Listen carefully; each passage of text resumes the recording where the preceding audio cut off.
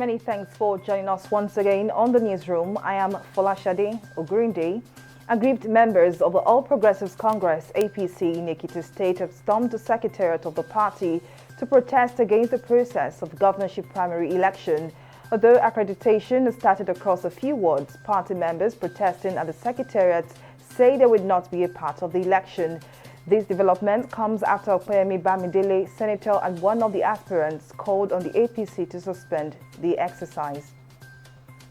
The senators passed for second reading a bill that empowers the federal government to seize assets acquired by corrupt public officers, terrorism financiers, among others. The bill, which was sponsored by Senator Suleiman Abdul Kwari, aims to curb corrupt practices and boost economic development. Kwari, in his lead debate, explained that the main objective of the bill was to provide for the establishment of a department in irrelevant organizations to manage forfeited assets. The United Arab Emirates (UAE) has announced that restriction on flights arriving from Nigeria and 11 other African nations will be lifted on Saturday.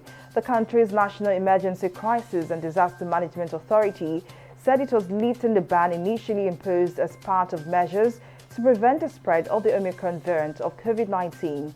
The UAE at last December issued a travel restriction on passenger flights from Nigeria, Kenya, Tanzania, and Ethiopia. The Rwandan government has said citizens and residents must be fully vaccinated against COVID-19 to gain access to public spaces and events. Though vaccination is voluntary, there have been reports of people being vaccinated by force, and some have fled to neighboring Democratic Republic of Congo and Burundi to escape the jab.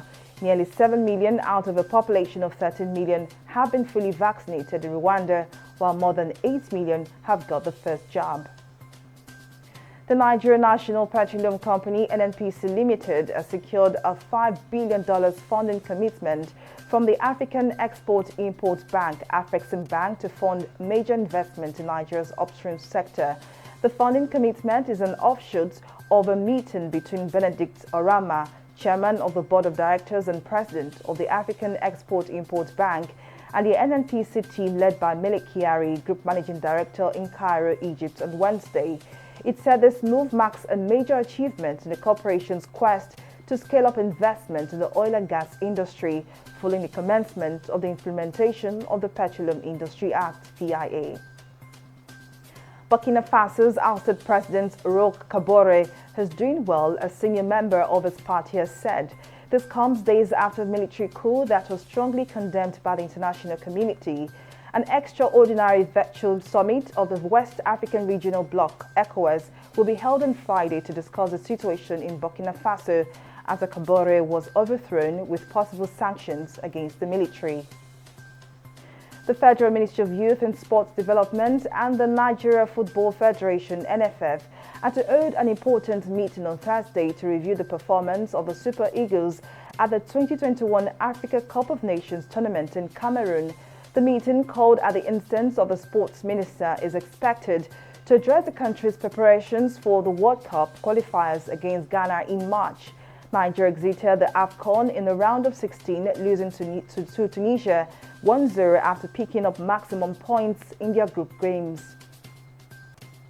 And that's it from the newsroom. Many thanks for watching. I am Folashade Ogurinde.